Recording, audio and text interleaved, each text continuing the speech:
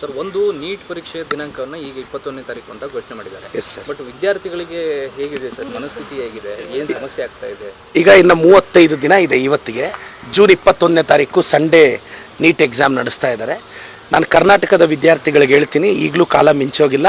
35 days ನೀಟಾಗಿ prepare ಆಗಿ ದಯವಿಟ್ಟು NCERT ಮೇಲೆ ಫೋಕಸ್ ಮಾಡಿ. ಸೊ ಗೆಸ್ಟ್ ಪೇಪರ್ ಎಲ್ಲ ಮ್ಯಾಚಿಂಗ್ ಕರೆಕ್ಟ್ ಆಗಿರೋದ್ರಿಂದ ಪ್ರಾಯಶಃ ಪೇಪರ್ ಸ್ವಲ್ಪ ಮಟ್ಟಿಗೆ ಅನ್ಎಕ್ಸ್ಪೆಕ್ಟೆಡ್ ಬರಬಹುದು ಅಂತ ಸಾಮಾಜಿಕ ಜಾಲತಾಣದಲ್ಲಿ ತುಂಬ ಜನ ಟೀಚರ್ಸ್ ಹೇಳ್ತಾ ಇದ್ದಾರೆ. ಸೊ ದಯವಿಟ್ಟು NCERTಯಲ್ಲಿ ಇನ್ಟೆಕ್ಸ್ಟ್ ಎಕ್ಸಸೈಸಸ್ಸು, ಸಮ್ಮರಿ ಮತ್ತು ಈ ಸೈಂಟಿಸ್ಟ್ಗಳ ಬಗ್ಗೆ ವಿಶೇಷವಾಗಿ ಬಯಾಲಜಿನ NCERT ಲೈನ್ ಬೈ ಲೈನ್ ಓದಿ ಖಂಡಿತವಾಗೂ ಒಳ್ಳೆಯದಾಗುತ್ತೆ. 35 ದಿನ ಸೀರಿಯಸ್ಸಾಗಿ ಕನಿಷ್ಠ ಒಂದು 14-15 ತಾಸು ಓದಿದ್ರೆ ನೀಟ್ ಪರೀಕ್ಷೆ ಪಾಸ್ ಆಗುತ್ತೆ. ಕರ್ನಾಟಕದ ವಿದ್ಯಾರ್ಥಿಗಳಿಗೆ ರಿಕ್ವೆಸ್ಟ್ ಮಾಡ್ತೀನಿ, ದಯವಿಟ್ಟು ಸೀರಿಯಸ್ಸಾಗಿ ಓದಿ. ಮತ್ತು ಇನ್ನೊಂದು ಹೇಳಕ್ಕೆ ಬಯಸ್ತೀನಿ ಸರ್, ನೀಟ್ ಕ್ವಶನ್ ಪೇಪರ್ನ ಲೀಕ್ ಮಾಡಿರೋ ವ್ಯಕ್ತಿ BJPಯ ಯುವ ಮೋರ್ಚಾದ ಸದಸ್ಯ, ರಾಜಸ್ಥಾನದ ಶಿಕ್ಷಣ ಮಂತ್ರಿ, BJP ಸರ್ಕಾರದ ರಾಜಸ್ಥಾನದ ಶಿಕ್ಷಣ ಮಂತ್ರಿಯ ಆತ್ಮೀಯ.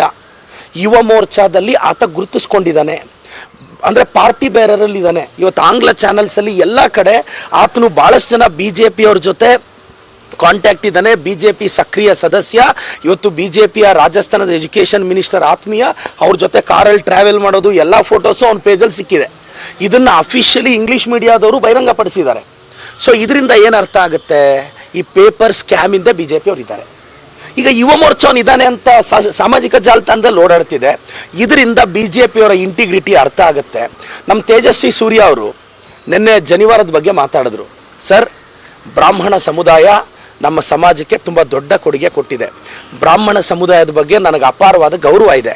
ಇವತ್ತು ಬ್ರಾಹ್ಮಣ ಸಮುದಾಯದ ಅರ್ಚಕರಿಗೆ ಒಳ್ಳೇದಾಗಬೇಕು ಅಂತ ನಾವೊಂದು ಬಿಲ್ಲು ತಂದ್ವಿ, ಅವ್ರ ಪರವಾಗಿ ನಿಂತಿದ್ದೀವಿ. ತೇಜಸ್ವಿ ಸೂರ್ಯ ಅವರೇ, ಜನಿವಾರದ ಬಗ್ಗೆ ಮಾತನಾಡ್ತಾ ಇರ್ತಕ್ಕಂಥ ನಿಮಗೆ 22 ಲಕ್ಷ ಮಕ್ಕಳ ನೀಟ್ ಭವಿಷ್ಯದ ಬಗ್ಗೆ ಜ್ಞಾಪಕ ಬರಲಿಲ್ವಾ? ಪಾರ್ಲಿಮೆಂಟಲ್ಲಿ ಬಾಯಿಗೆ ಬಂದಂಗೆ ಏನು ಬಡಾಯಿ ಕೊಚ್ಕೊಂತೀರಾ ಇಂಗ್ಲೀಷ್ ಭಾಷೆಯಲ್ಲಿ. ನಿಮಗೆ ಕನಿಷ್ಠ ನಮ್ಮ ವಿದ್ಯಾರ್ಥಿಗಳು ಬೇಡ ರೀ, ಅಟ್ಲೀಸ್ಟ್ ನಮ್ಮ ಸ್ಟೇಟಿಂದ 1,80,000 ಜನ ಮಕ್ಕಳ ಪರವಾಗಿ ಧ್ವನಿ ರೈಸ್ ಮಾಡಿಸ್ಬೇಕು ಅಂತ ನಿಮ್ಗೆ ಅನಿಸೇ ಇಲ್ವಾ ತೇಜಸ್ವಿ ಸೂರ್ಯ ಅವರೇ? ನಿಮ್ಮ ಇಂಟಿಗ್ರಿಟಿ ಏನೋಯ್ತು?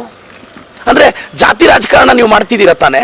ಸಮಗ್ರತೆಯಲ್ಲಿ, ದೇಶದ ಪರವಾಗಿ, ನಾಡಿನ ಬಗ್ಗೆ ನಿಮ್ಮ ಚಿಂತೆಯಲ್ಲಿ ಜನಿವಾರದ ಬಗ್ಗೆ ಅಷ್ಟು ಬೇಗ ವಾಯ್ಸ್ ರೈಸ್ ಮಾಡೋ ನಿಮಗೆ ಇವತ್ತು ನಮ್ಮ ದೇಶದ ಮಕ್ಕಳ ಹಿತಾಸಕ್ತಿ ಮುಖ್ಯ ಇಲ್ವಾ? ರಾಜ್ಯದ ಮಕ್ಕಳ ಹಿತಾಸಕ್ತಿ ಮುಖ್ಯ ಇಲ್ವಾ? ನಿಮ್ಮನ್ನು ಯಾವ ಕಾರಣಕ್ಕೆ ಯುವಕರು ಗೌರವಿಸಬೇಕು ತೇಜಸ್ವಿ ಸೂರ್ಯ ಅವರೇ? ಸಾವಿರಾರು ಜನ ನಿಮ್ಮನ್ನು ಫಾಲೋ ಮಾಡ್ತಾರಲ್ಲ. ನಾನು ಹೇಳೋದಿಷ್ಟೇ, ನೀವು ಆ ಜಾತಿವಾದದ ಮುಖವಾಡದಿಂದ ಆಚೆ ಬನ್ನಿ ಅಂತ ಹೇಳ್ತಾ ಸರ್, ಇವತ್ತಿನೊಂದು ವಿಚಾರ ನಾನು ಹೇಳಕ್ಕೆ ಬಯಸ್ತೀನಿ. ಇಲ್ಲಿ ರೆಫರೆನ್ಸ್ ಬಂತು, ನೀಟ್ ಬಗ್ಗೆ ಸುನೀಲ್ ಅಣ್ಣ ಆಗಲಿ, ಅಶೋಕ್ ಅಣ್ಣ ಆಗಲಿ, ಪ್ರಹ್ಲಾದ್ ಜೋಶಿ ಅವರಾಗಲಿ ಒಬ್ಬರು ಮಾತಾಡಲಿಲ್ಲ. ನಿನ್ನೆ ಹಿಜಾಬ್ ಬಂದರೆ ಆಗಲೇ ಬಾಯಿ ಬಡ್ಕೊತಾ ಇದ್ದಾರೆ. ನಿನ್ನೆ ರೀ, ಆರ್ಟಿಕಲ್ 25 ಪ್ರಕಾರ ನಾವು ಎಲ್ಲ ಧರ್ಮಗಳನ್ನ ಗೌರವಿಸ್ತೀವಿ. ಹಿಜಾಬ್ ಮುಸ್ಲಿಂ ಸಂಪ್ರದಾಯದ ಹೆಣ್ಣು ಮಕ್ಕಳ ಆತ್ಮಗೌರವ, ಅವರು ಹೆಣ್ಣು ಮಕ್ಕಳ ಗೌರವವನ್ನು ಕಾಪಾಡಿದ್ದೀನಿ. ಇವತ್ತು ಮುಸ್ಲಿಂ ಧರ್ಮದ ಹೆಣ್ಣು ಮಕ್ಕಳಿಗೆ ನೋಡಿ, ನಿಮ್ಮ ಗೌರವವನ್ನು ನಮ್ಮ ಕಾಂಗ್ರೆಸ್ ಸರ್ಕಾರ ಕಾಪಾಡಿದೆ. ಅದ್ರ ಜೊತೆ ಹಿಂದೂ ಧರ್ಮದ ಜನಿವಾರದ ಬಗ್ಗೆ ಎಲ್ಲದ್ರ ಬಗ್ಗೆ ಒಂದು ಕ್ಲಿಯರ್ ಕಟ್ ಸಂದೇಶ ಕೊಟ್ಟಿದ್ದೀವಿ. ಪ್ರತಿ ವರ್ಷ CETಯಲ್ಲಿ ಯಾರೋ ಒಬ್ರಿಗೊಬ್ರಿಗೋ ಸಮಸ್ಯೆ ಆಗ್ತಿತ್ತು. ನಾವು ಹಿಂದೂ ಧರ್ಮದ ಬಗ್ಗೆ, ರುದ್ರಾಕ್ಷಿ ಬಗ್ಗೆ ಮಾತಾಡಿದ್ದೀವಿ, ಜನಿವಾರದ ಬಗ್ಗೆ ಮಾತಾಡಿದ್ದೀವಿ. ಅದ್ರ ಜೊತೆ ಮುಸ್ಲಿಂ ಧರ್ಮದ ಸಂಪ್ರದಾಯವನ್ನು ಗೌರವಿಸಿದ್ದೀವಿ. BJPಯವ್ರು ಒಬ್ಬರು ಕೂಡ ಇದ್ರ ಬಗ್ಗೆ, ನೀಟ್ ಬಗ್ಗೆ ಮಾತಾಡೋ ಯೋಗ್ಯತೆ ಇಲ್ಲ.